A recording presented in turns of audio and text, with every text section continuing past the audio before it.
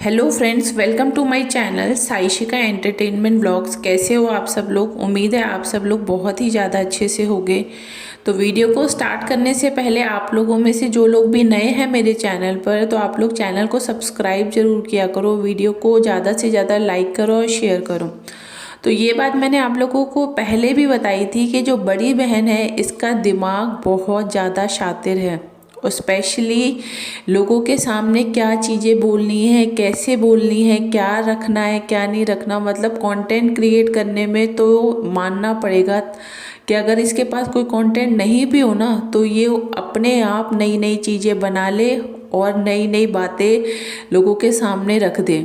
अब क्या हुआ कि ये अपने ससुराल गई थी। अब ससुराल में इसने खुद से अपने मुंह से ये बात बोल दी थी कि इसका वहाँ पर मन नहीं लगता। अब मन ना लगने के पीछे का क्या कारण था, तो लोगों ने इसको खरी खोटी सुना दी कि हर लड़की जो होती है शादी के बाद अपने ससुराल में भी जाती है।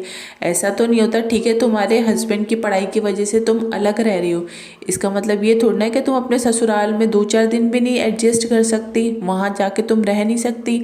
दूसरी चीज़, लोगों ने इस बात के लिए भी इसको बहुत ताने मारे कि ससुराल में मेहमानों की तरह जाती है, इस तरीके से जाती है जैसे ये मेहमान है। क्यों, ससुराल में इसका भी तो कोई फ़र्ज बनता है काम करने का। ये वहाँ जाकर कुछ काम नहीं करती, आराम से जाके बैठती है, ये सोचती है कि मैं वहाँ पर मेहमान बन के गई हूँ। वो तो इसकी सास अच्छी है जो इसको कुछ कहती नहीं है, और जेठानी से इसकी बनती नहीं है, क्योंकि ये जब जब जाती है अपने ससुराल तब तब पहले एडवांस में ही इसकी जेठानी चली जाती। अब ये हिमाचल में भी थी, तो हिमाचल में क्या है, हिमाचल में भी इसका मन नहीं लग रहा आजकल।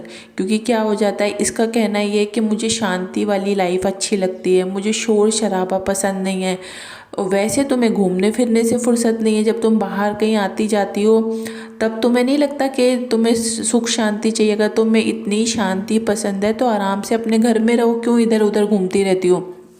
तो अब इसका क्या हुआ, हिमाचल वाले घर में भी मन नहीं लग रहा था। क्योंकि क्या होता था, इसने बोला वो कब सुबह होती है, कब शाम होती है, कब रात हो जाती है, पता ही नहीं चलता, सुबह से उठो और काम में ही लगे रहो।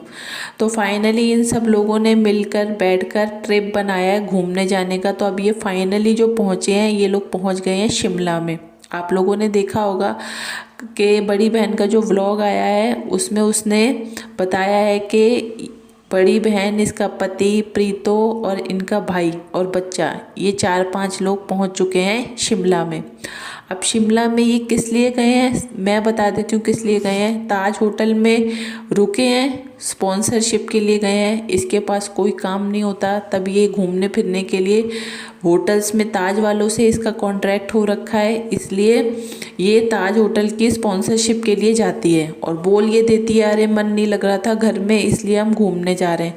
तो ये सब वही है, इसीलिए ये लोग यहाँ पर आए हुए हैं। अब बात ये आ रही है कि इसने जो अपने व्लॉग में बार बार एक चीज़ को बोला है कि मैं यहाँ पर अकेले आना चाहती थी अपने पति के साथ, मैं नहीं चाहती थी कि घर का कोई भी हमारे साथ में आए। यानी कि इसने डायरेक्टली प्रीतो और अपने भाई की तरफ इशारा करके बोला है कि इन लोगों को भी समझना चाहिए कि प्राइवेसी नाम की भी कोई चीज़ होती है। ठीक है, फैमिली के लोग होते हैं, लेकिन इसका मतलब ये थोड़ी ना होता है कि हर जगह अपने घर वालों को ही लेके जाया जाए। मैं तो ये चाहती थी कि यहाँ पर मैं अपने पति के साथ आऊँ और हम दोनों एक दूसरे के साथ थोड़ा सा क्वालिटी टाइम स्पेंड करें, एक दूसरे को थोड़ा सा टाइम दें। क्योंकि इतना टाइम हो गया हमने एक दूसरे के साथ बैठकर कभी अच्छे से बात भी नहीं की।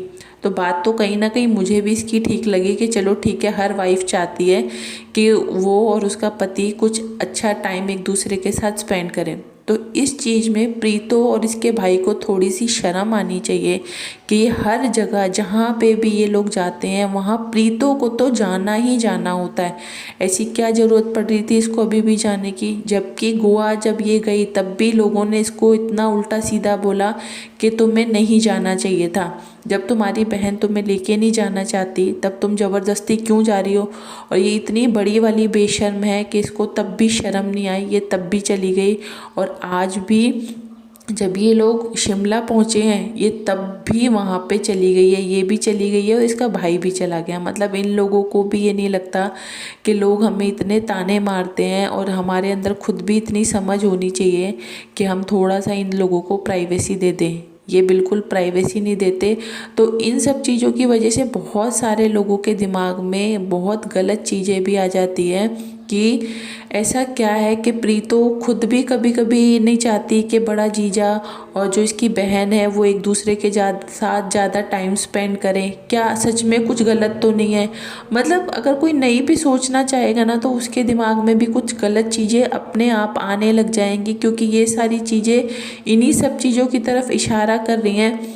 और दूसरी बात, जो बड़ा जीजा है उसको भी आप लोग देखो कि जब प्रीतो यहाँ हिमाचल में थी, ठीक है, और जब बड़ी बहन वहीं कानपुर में थी, तब इसके पास जरा सी भी फुर्सत नहीं थी। इसके पास आधे घंटे का भी अपनी वाइफ के लिए टाइम नहीं होता था। लेकिन अब जब प्रीतो के साथ है तो इसके पास टाइम ही टाइम है, ये सब टाइम निकाल रहा है, सब चीज़ें हो रही हैं। तो बहुत एक नेगेटिव चीज़ भी लोगों के सामने आ रही है जो काफ़ी ज़्यादा गलत भी लग रही है। क्योंकि इस चीज़ में तो देखो, हर हस्बैंड वाइफ के एक रिलेशन जो होता है तो उन लोगों को भी थोड़ी सी प्राइवेसी की ज़रूरत होती है, ये बात ठीक है। तो इस बात के लिए घर वालों को भी थोड़ा सा सोचना चाहिए। दूसरी बात कि जो इसका पति है, इसके पति को भी सोचना चाहिए कि भाई मेरी वाइफ है, मैं अपनी वाइफ को भी थोड़ा सा टाइम दूं।